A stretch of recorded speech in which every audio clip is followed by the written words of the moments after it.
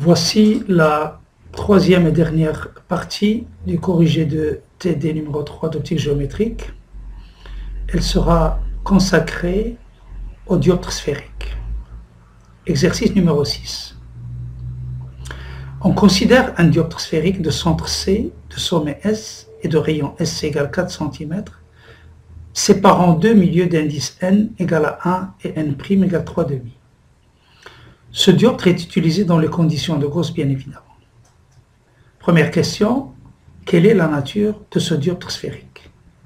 Et justifiez votre réponse. Vous avez 4 réponses et vous devez choisir la bonne réponse parmi ces réponses-là. Alors, comme on peut le constater, le rayon SC est positif. Donc ça veut dire que le centre est du côté droit du sommet du dioptre. Et l'indice n' de la partie droite est égal à 3,5 égale 1,5 et il est supérieur à 1. Donc le centre se trouve du côté du milieu, dans le milieu le plus réfringent. Donc il s'agit d'un dioptre convergent, bien évidemment. C'est la réponse 2 qui est la bonne réponse. Deuxième question, la relation de conjugaison du dioptre sphérique avec origine au sommet, elle est donnée par, et vous devez choisir une des 4 propositions données dans le tableau. Bien évidemment, c'est la formule 2 qui est la bonne. N sur SA moins N' sur SA' égale N moins N' sur SC. C'est une question directe, question de cours. Troisième question, on vous demande de déterminer l'expression de la distance focale image du dioptre, SF' égale F'. Cette relation se trouve directement à partir de la relation de conjugaison en supposant que l'objet est à l'infini, donc SA vers l'infini, donc ce terme-là, elle est N sur SA égale à 0, et donc en posant A' égale à F', vous avez la relation directe, qui est la formule 3, SF' égale N', SC sur N' moins N. Application numérique, donc le calcul de la distance focale à partir de la bonne formule, bien sûr la formule 3, avec N' égale 3,5 et N égale à 1, on trouve, et avec un C égale à SC, un rayon égale 4 cm, on trouve une distance focale F' de 12 cm. Quatrième question, on considère un objet AB de taille égale à 2 cm, qui est perpendiculaire à l'axe optique. Sa position par rapport au sommet est SA égale moins 4 cm. On vous demande de calculer la position de l'image A'B' ainsi que sa taille. Et vous avez ici aussi 4 réponses. Bien sûr, ici, il va falloir passer par la relation de conjugaison, puisque nous connaissons la position de A par rapport à S, et nous voulons chercher la position de A' par rapport à S. Le calcul est très simple, donc avec cette relation, avec la relation de conjugaison avec origine au sommet et avec le grandissement linéaire gamma qui est égal à A'B' sur AB, dans le cas du dioptre sphérique égale N sur N' fois SA' sur SA, on obtient directement SA' égale moins 12 cm et A'B' sur AB égale à 2. Ça veut dire que A'B' égale 2 fois AB égale 4 cm. Donc la bonne réponse est donnée par la réponse 3. Cinquième question, quelle est la nature de l'image obtenue? Là aussi, vous avez 4 réponses. La réponse, si vous voulez, est très très simple dans la mesure que SA' égale à moins 12 cm. Donc A' est du côté dans l'espace objet, donc l'image est virtuelle. A'B' sur AB égale à 2, elle est positive, donc l'image est droite. Donc il s'agit bien d'une image virtuelle, droite et agrandie 2 fois. La bonne réponse est la réponse 4. Exercice numéro 7. On considère un dioptre sphérique qui sépare deux milieux d'indices N et N', tel que c'est montré sur la figure ci-dessous, et on souhaite trouver la position de l'image de l'objet AB qui a une position bien déterminée sur l'axe optique, qui est ici une réglette graduée. Nous avons la position du dioptre sont le sommet S, la position du centre sur la réglette, la position du foyer image et la position de l'objet AB. On note respectivement F et F', les distances focales objet image du dioptre, son rayon R qui est égal à CS, et on suppose bien sûr qu'on travaille dans les conditions de Gauss. Première question, établir la relation entre la distance focale et le rayon du dioptre. Alors, cette question a été déjà traitée dans l'exercice précédent, à savoir que la distance focale F', c'est égal à N' R sur N' moins N. C'est une formule ou une relation qu'on peut retrouver facilement avec la relation de conjugaison en supposant que A elle est rejetée à l'infini, donc A' elle est en F', et donc SF' égale N' R sur N' moins N, donc c'est la formule 3 qui est la bonne réponse. Deuxième question, établir la relation entre la distance focale objet et la distance focale image et choisir parmi les proportions suivantes la bonne réponse. Nous savons que SF égale N sur N moins N' SC, la distance focale objet, SF' égale N' sur N' moins N SC, c'est la distance focale image. Le rapport de F sur F' nous donne moins N sur N'. Mais dans le tableau ici, j'ai la valeur de N' sur N. Donc il va falloir donc exploiter la figure pour déterminer, si vous voulez, ce rapport N sur N', puisqu'on ne connaît pas justement les valeurs numériques de N et N'. Voilà la figure, la relation que je viens d'obtenir entre F et F'. De plus, la relation entre SF et SF' est très simple, c'est SF égale SC moins SF' dans un dioptre sphérique. En effet, SF, je peux l'écrire comme SC moins N' sur N' moins N SC, c'est 1 moins N' sur N' moins N SC, si je développe ce terme-là. Donc je trouve N sur N moins N' SC qui n'est autre que SF. Donc je vais exploiter cette relation, d'accord? Donc SF, d'après la figure, hein, je n'ai pas la position de F, mais j'ai le R c'est SC, égale à 10 cm ici, et SF' égale à 15. Donc c'est 10 moins 15, c'est moins 5, donc SF égale à moins 5 cm. Maintenant, je peux former le rapport SF sur SF' est égal à moins N sur N', et dans notre cas, le cas de figure, c'est moins 5 sur 15. C'est moins un tiers. Donc N' sur N égale à 3. Donc si je compare au résultat proposé, la bonne réponse correspond à la formule numéro 1. En déduire la nature du dioptre. Je viens de montrer que N' égale 3 fois N, N' égale 3 fois N, donc ce milieu-là est plus réfringent que le milieu de gauche. Et le centre se trouve dans le milieu le plus réfringent. Donc il s'agit bien d'un dioptre qui est convergent. Donc la réponse 2 est la bonne réponse. Dioptre convergent puisque le centre se trouve dans le milieu le plus réfringent. Très bien. Quatrième question. On nous demande d'établir l'expression de la position P', c'est-à-dire de A' par rapport à S, SA', en fonction de la position de l'objet A par rapport à S et de R. Et on nous propose 4 réponses aussi. Alors, nous allons appliquer directement, c'est une question directe, on va appliquer la relation de conjugaison avec origine au sommet. N sur SA moins N' sur SA' égale N moins N' sur SC. Nous remplacerons, donc nous utiliserons les données de l'exercice, SA par P, SA' par P', et je tire P' à partir de cette relation-là, en factorisant, si vous voulez, par N' ici et N en bas. Donc ça me donne P' égale N' PR sur n facteur de R moins n prime sur n fois P.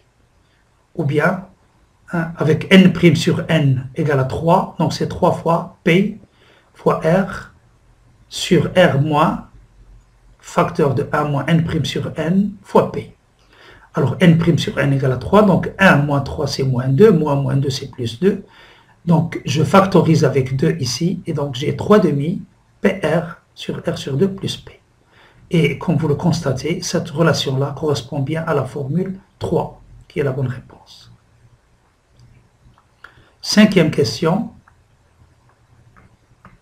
On considère maintenant l'association de deux dioptres sphériques tel que c'est illustré sur la figure ci-dessous. Un dioptre 1 qui sépare le milieu 1 du milieu 2 et puis un dioptre 2 qui sépare le milieu 2 du milieu 3. Chaque milieu a un indice N1, le milieu 2 il a l'indice N2 et le milieu 3 est caractérisé par l'indice N3. Alors on nous demande de faire une construction géométrique pour déterminer le rayon incident, le rayon qui arrive dans cet espace, qui correspond à l'émergent R'3 dans un premier temps, et ensuite de déterminer la marche du rayon R'1 incident qui traverse ces deux dioptres-là et qui émerge dans le milieu 3. Bien. Nous allons utiliser ce que nous avons vu dans le cours, en particulier la notion d'axe secondaire. Alors commençons par le rayon rouge, le R3, le rayon émergent. Cherchons le rayon incident, comment tracer le rayon incident qui correspond, si vous voulez, dans l'espace, dans le milieu 2, qui va correspondre à l'émergent R3. Nous constatons que ce rayon coupe le plan focal image du dioptre 2 en un point, si vous voulez, qui est différent du foyer image principal, ce qu'on appelle un foyer secondaire, foyer image secondaire. Alors, la définition de ce point-là, avec le centre du dioptre, me permet de déterminer un axe secondaire. Il y en a plusieurs, mais ça me permet, ces deux points me permettent de déterminer un axe secondaire, si vous voulez bien déterminer. Alors, le rayon incident, il est parallèle à cet axe secondaire. Donc, je trace un rayon IJ qui est parallèle à l'axe secondaire C2 F'2S, si vous voulez. C'est un foyer de image du dioptre 2, mais secondaire. Bien. Maintenant, quel est le rayon qui correspond à ce rayon IJ? Quel est le rayon dans le milieu 1 qui va correspondre à ce rayon-là? On utilisera aussi la notion d'axe secondaire. Je vais utiliser le prolongement de ce rayon, du rayon IJ. Alors le rayon, il est en rouge, là, en pointillé. Il coupe le plan focal image du dioptre 1 en un foyer secondaire. Bon, c'est un point qui est différent de F'1, donc c'est un foyer secondaire, S1 on va dire. Et ce point-là, avec le centre du dioptre D1, me permet de tracer en noir là un axe secondaire pour le dioptre D1. Eh bien, le rayon incident doit être parallèle à cet axe secondaire-là, de telle sorte que ce rayon-là semble provenir de ce foyer secondaire. Ici, si vous voulez, le dioptre D1, dans notre cas, il est divergent. Très bien, donc la marche du rayon rouge détermine de manière univoque, si vous voulez, l'émergent R3.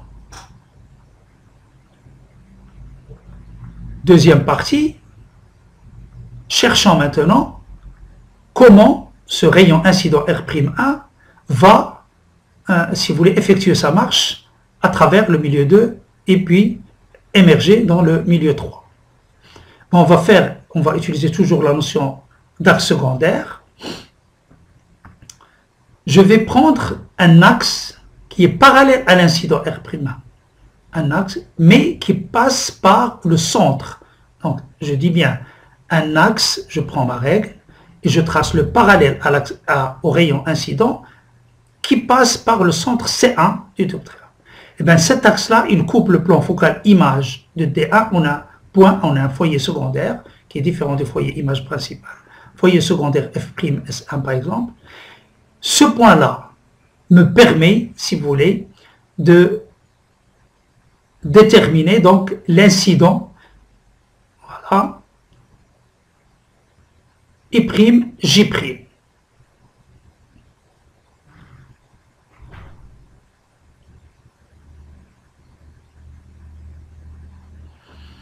Je répète, le parallèle à R'1 qui passe par C1 est un axe secondaire pour D1. Il coupe le plan focal image D1 en un point différent de F'1, ce qui définit donc un foyer secondaire à partir duquel semble émerger le rayon I'J'. Le parallèle à I'J', le parallèle, celui-là, là, cet axe-là, qui passe par C1 bien sûr, non pas par C2, ici C1 est confondu avec C2, maintenant je m'intéresse au dioptre D2. Il coupe aussi le plan focal image du dioptre 2 en un point, en un foyer secondaire si vous voulez, différent du foyer principal, et par conséquent donc le rayon émergent doit passer par J', F' seconde 2 si vous voulez, pour me donner R'3.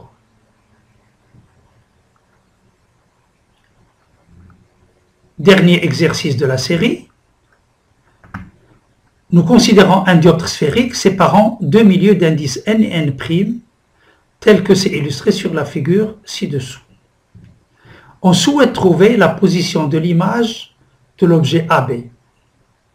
Hein, nous avons donc, comme dans l'exercice précédent, un axe optique gradué sur lequel nous avons positionné un dioptre sphérique au point S.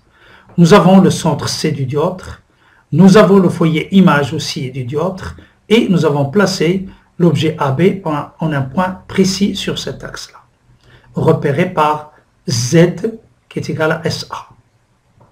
Nous avons donc F', la distance focale image, qui est égale tout simplement SF', et nous avons le rayon R qui est égal à SC. On note respectivement SA égale à Z, SA' égale Z', qui sont les positions de l'objet et de l'image par rapport au sommet du dioptre, et on suppose bien sûr qu'on travaille dans les conditions de Gauss.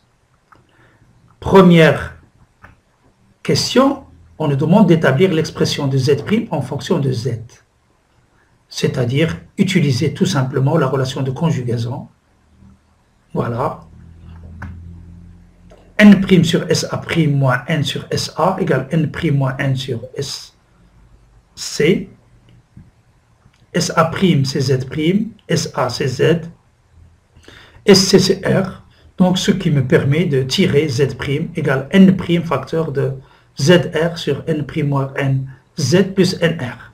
Et on voit très bien que cette relation correspond à la formule 3 hein, du tableau, si vous voulez, qui propose les différentes réponses, si vous voulez, possibles à la question. Deuxième question, on nous demande d'établir la relation entre F et F'. Cette question a été déjà traitée dans l'exercice précédent, à savoir que F sur F' c'est moins N sur N'. Ici, c'est présenté différemment, c'est-à-dire c'est N F' égale moins N' F, et on voit très bien que c'est la formule 4 qui correspond à la bonne réponse. À l'aide de la réglette, mesurez les distances R égale SC, F' égale SF' et trouver la relation entre N et N'. On déduire si le dioptre en question est convergent ou divergent. Très bien. Alors, SF égale à R moins SF', c'est une relation que nous avons déjà utilisée auparavant. Donc, SR égale à 10, ici, sur la réglette, c'est 25 moins, ici, moins 15. Donc, 10 moins 5, c'est 15 cm. Donc, SF sur SF', SF' je la connais, ici. Hein, donc, 15, c'est tout simplement moins 5. Donc, SF sur SF' égale moins 15 sur 5. Donc, j'ai tout simplement N sur N', N sur N' qui est égal à 3.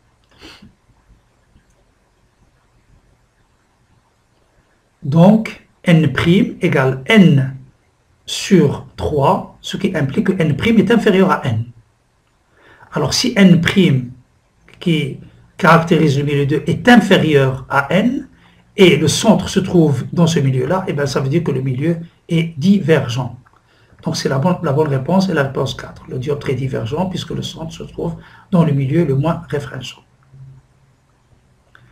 Calculez maintenant la position de l'image SA', calculez numériquement cette position, donc Z'.